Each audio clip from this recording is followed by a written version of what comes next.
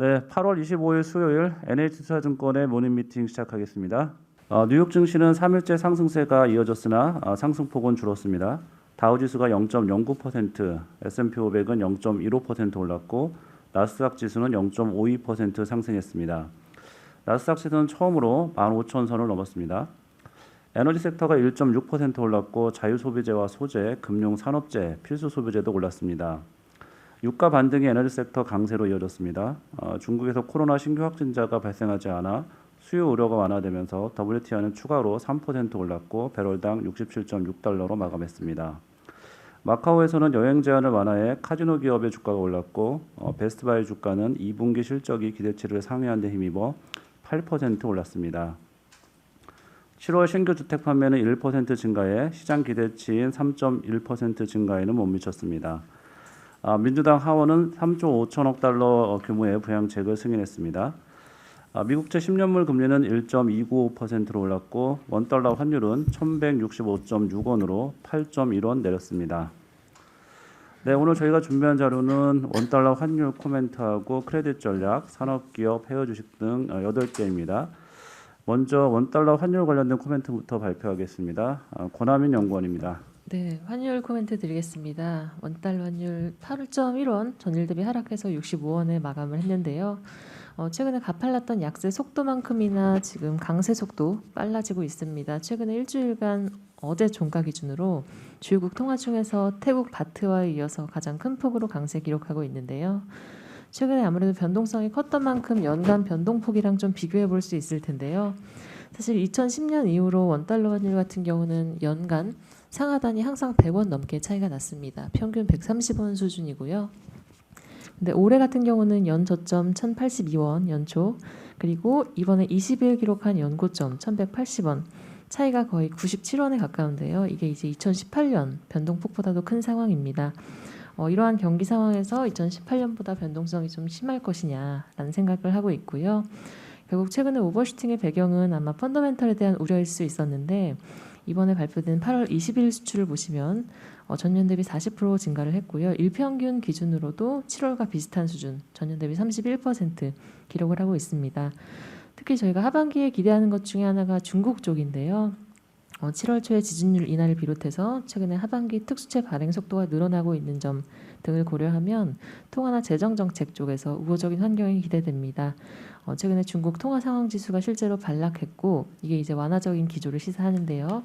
이러한 흐름들을 고려했을 때 하반기에는 중국의 경제 지표 개선까지도 기대해 볼 수 있다 생각을 하고 있어서 이에 3분기 정도에는 신흥국 통화 가치의 순환적인 반등은 충분히 가능해 보인다. 이러한 전망 유지하고 있습니다. 이상입니다. 네, 이어서 크레딧 코멘트입니다. 유럽은행 관련된 리포트고요. 최성종 연구원입니다.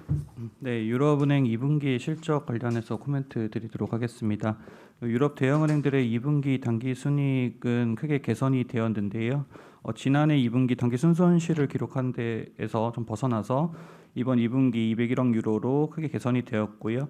팬데믹 이전인 2019년 2분기 대비해서도 28% 이상 증가한 수치입니다. 전체적인 수익이 증가하는 가운데 불확실성 완화로 인해서 대손 충당금 적립 규모가 크게 감소한 게 이번 실적에 큰 영향을 미쳤고요. 특히 이제 영국은행 같은 경우에는 지난해 상반기 적립 규모, 백신 보급 속도, 경기 회복을 감안할 때 미국은행과 마찬가지로 하반기에도 대손 충당금 환입을 이어갈 전망입니다.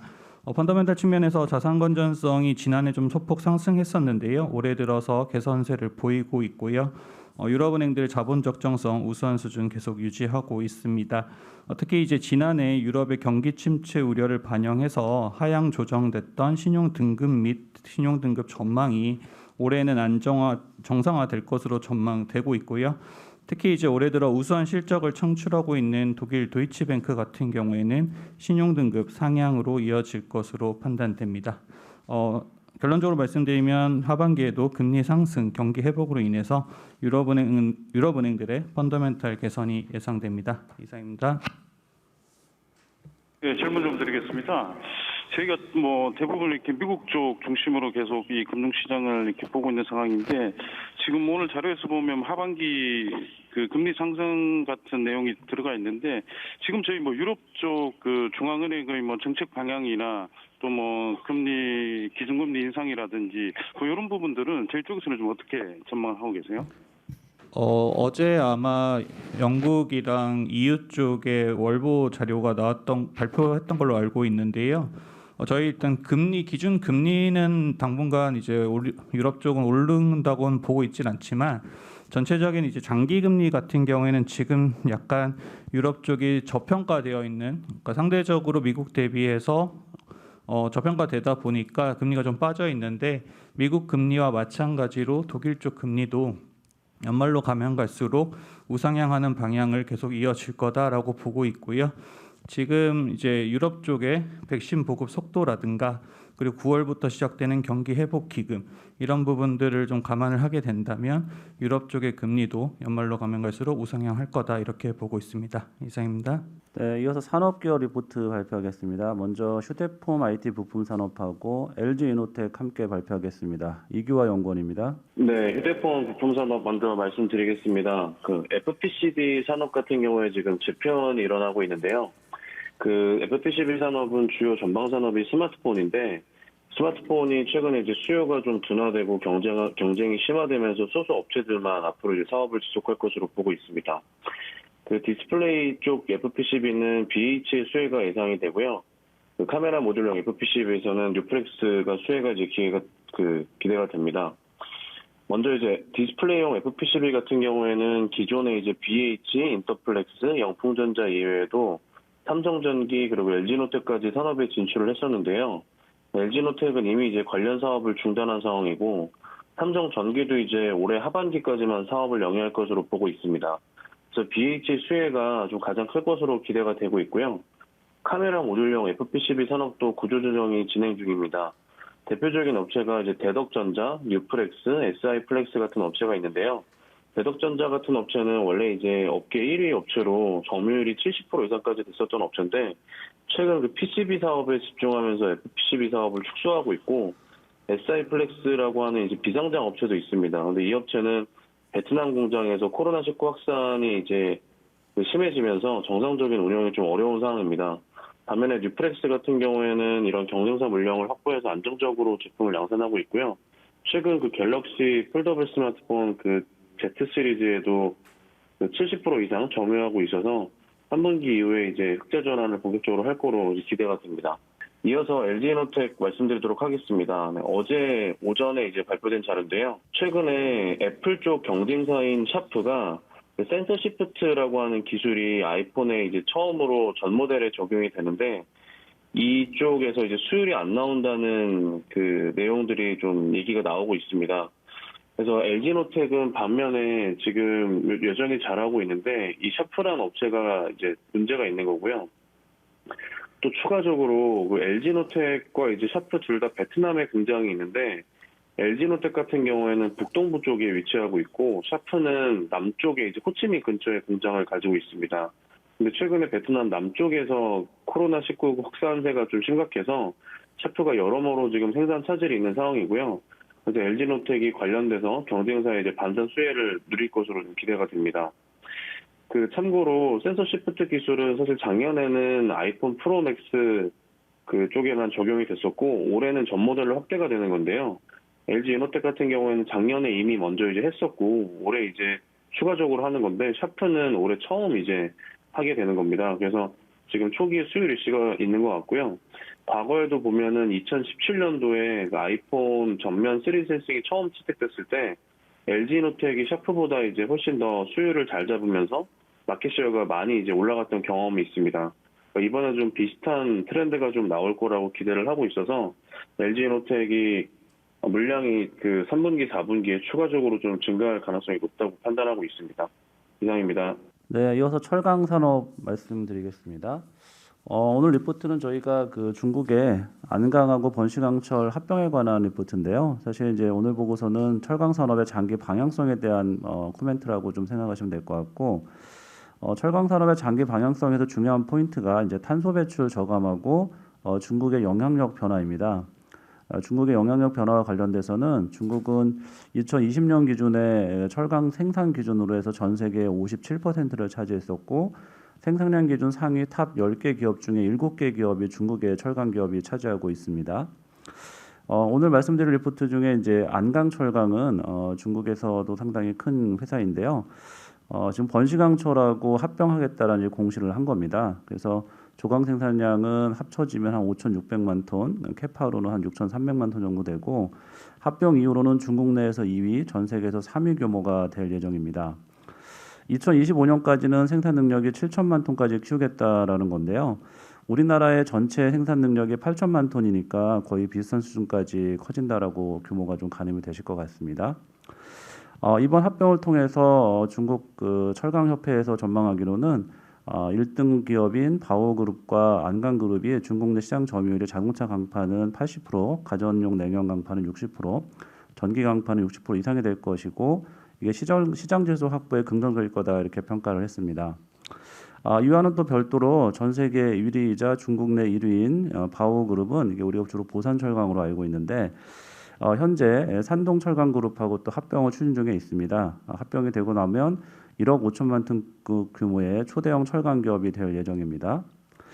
중국의 철강 산업의 어떤 합병 내용을 보면 남쪽에서는 보산철강을 중심으로 해서 보산이나 우한철강이 합병을 했고 또 산동철강도 합병을 하려고 하고 있고요. 중부지방에서는 허베이강철이라고 알려진 허강그룹을 중심으로 해서 합병이 진행되고 있습니다. 그리고 동국삼성에서는 오늘 말씀드린 안강그룹을 중심으로 해서 합병이 진행이 되고 있습니다. 지금 이렇게 되면 중국 정부는 2025년까지 상위 10개 기업의 시장 점유율을 60%까지 올리겠다라는 목표를 가지고 있는데요. 2020년 기준으로 상위 10개 기업의 시장 점유율은 39%로 좀 낮은 편입니다. 우리나라나 일본 같은 경우가 상위 기업 한두 개 기업들이 거의 다 시장의 대부분을 차지하고 있다는 걸 감안해 보면 중국의 산업 집중도는 아직 낮은 편에 속하고요. 그리고 이렇게 되면 이제 중국의 산업 집중도가 높아지게 되면 중국 내에서 저가 철강제가 퇴출되고 환경오염 문제 해결이라든가 철광석의 구매력 협상을 높이는 데도 긍정적인 변화가 예상이 됩니다. 이건 중국 입장에서 그런 거고요. 우리 입장에서 생각해 보면 글로벌 철강 산업에서 중국의 영향력은 더 커질 거다 이렇게 봐야 될 것 같고 중국은 그간의 양적 성장에 이어서 질적 성장으로 좀 변화를 주면서 계속해서 철광석 시장이라든가 철강 시장에서 영향력은 점점 커질 거다 이렇게 예상이 되고 우리나라 포스코 같은 경우가 지금 4천만 톤급인데 6천만 톤급으로 성장하겠다라는 목표를 한번 제시한 바가 있습니다. 이런 것들도 주변 상황의 변화에 맞춰서 좀 변화하고 있다 이렇게 보시면 될 것 같습니다. 그러면 좀 중장기적으로 본다면은 사실 수년 전에 이제 일본 같은 경우에도 큰 업체의 합병이 있었고 좀 중국도 이런 식으로 상위 기업 집중도로 간다면은 뭐 이렇게 이런 영향을 아무래도 저희 뭐 한국 특히 뭐 포스코 중심으로 생각을 한다면은 좀 부정적인 영향을 미칠 거다 뭐 이렇게 이해를 할 수 있는 건가요?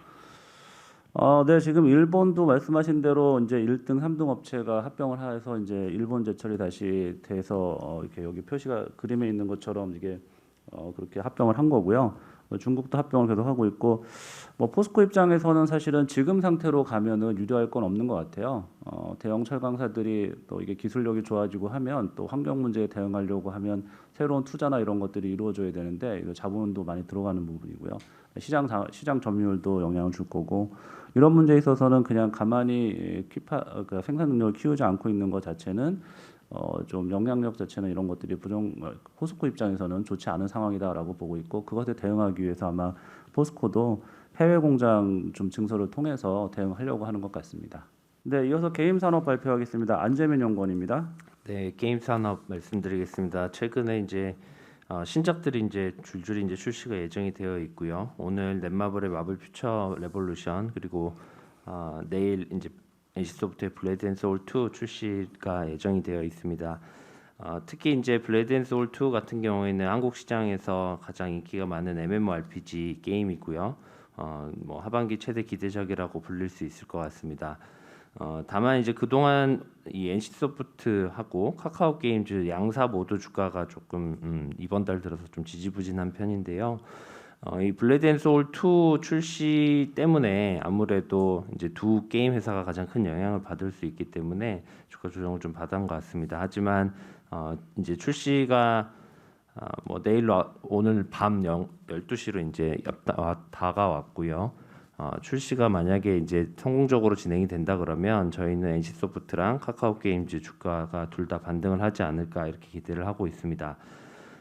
일단 그 NC소프트 같은 경우에는 블레이드 앤 소울 2 이제 출시 기대감이 좀 반영이 되지 않았습니다. 사실 전작인 리니지 M과 2M에서도 자료 혹시 가지고 계시다 그러면 그림 1번, 2번 보시면 실제로 NC소프트는 유독 이 기대감이 좀 반영이 안 되는 종목 중에 하나입니다. 아무래도 그 회사 시가총액이 좀 크다 보니까 그만큼 이제 성공했을 때, 실패했을 때의 이제 실망감들이 좀 크게 반영이 될 수 있다라는 부분들 때문에 주가가 좀 기대감이 많이 반영이 안 되는 종목 중에 하나인데요. 근데 뭐 블레이드 앤 소울 2 같은 경우에도 지금까지는 기대감이 거의 반영이 되지 않았다라고 보시면 될 것 같습니다. 하지만 기본적으로 NC소프트가 개발력과 그다음에 전작인 블레이드 앤 소울의 성공, 그다음에 게임 산업 내에서의 영향력 이런 것들을 감안을 했을 때 저는 기본 이상으로 성공하지 않을까 이렇게 기대를 하고 있습니다. 마찬가지로 카카오 게임즈는 블레이드 앤 소울 2가 출시가 되면서 지금 현재 1등하고 있는 오딘의 매출이 하락할까봐 이런 부분들이 좀 우려로 작용을 하고 있는 상황이고요. 뭐 물론 이제 이 두 게임이 MMORPG라는 측면에서는 공통점이 있지만 제가 봤을 때는 뭐 기존에 지금 2달 가까이 1위를 계속 유지를 하고 있어서 크게 카니발라이제이션이 발생하지는 않을 것으로 일단은 판단을 하고 있습니다. 그래서 이제 시나리오별로 보시면 일단 둘 다 1, 2등을 기록을 하면 블레이드 소울하고 오딘이 1, 2등을 하게 될 경우에 주가가 NC소프트, 카카오 게임즈 동반 상승할 것으로 좀 기대를 하고 있고요.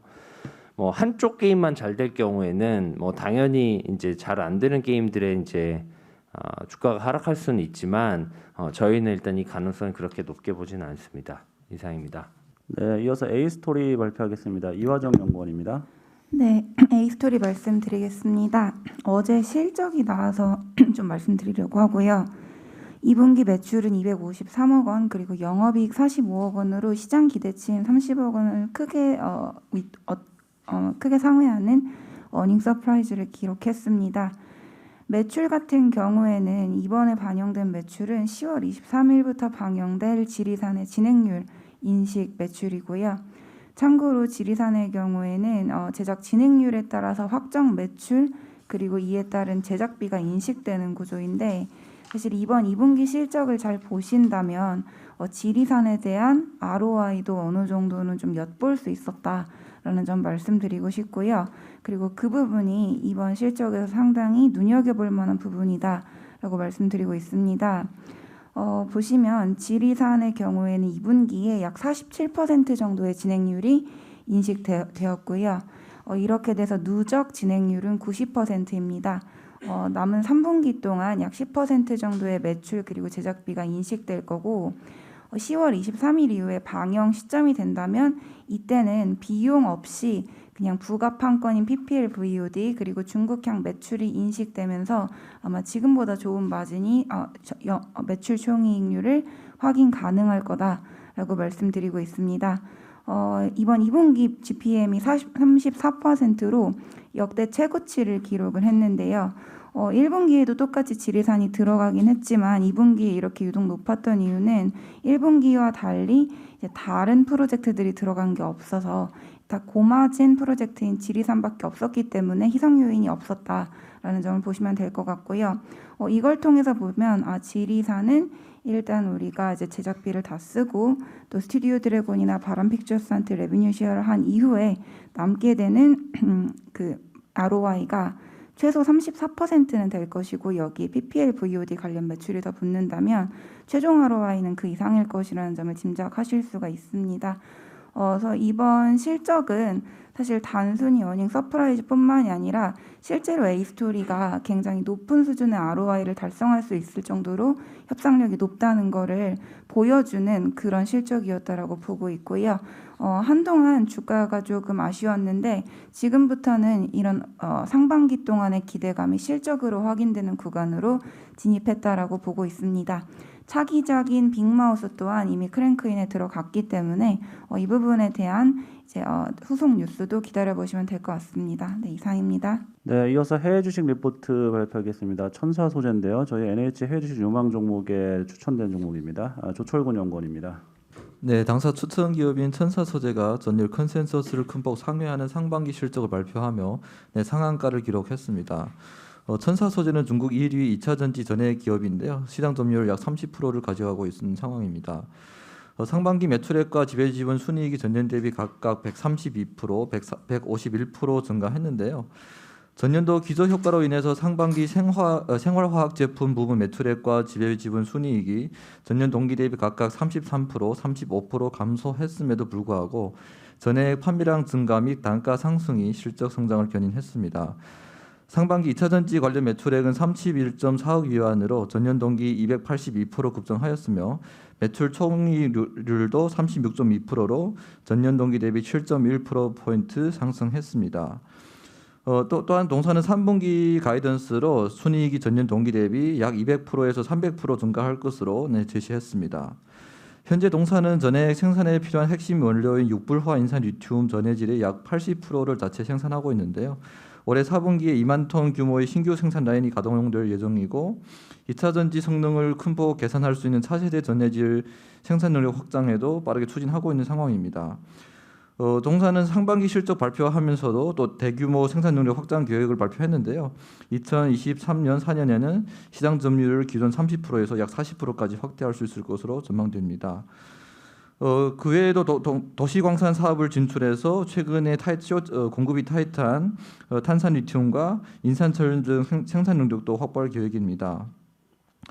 8월 23일 기준 중국 내 육불화 인산 리튬 단가는 연초 대비 286% 상승한 상태인데요. 타이트한 수급으로 인해서 하반기에도 상승세 이어질 것으로 기대되고 있습니다. 따라서 저희는 단가 상승과 판매량 증가에 따른 실적 고성장 하반기에도 이어질 것으로 기대하고 있고요. 주가 측면에서 보면은 저희가 2년 전에 추천드린 이후 2년 사이에 10배 이상 급등하면서 좀 주가 차트 보고는 접근하기 어렵다는 분들이 참 많으신데요. 저기는 아직까지는 동사가 실적 고성장의 초기 단계라는 점에서 업사이드는 충분히 있을 것으로 예상하고 있습니다. 이상입니다. 네, 이상으로 모닝 미팅 마칩니다.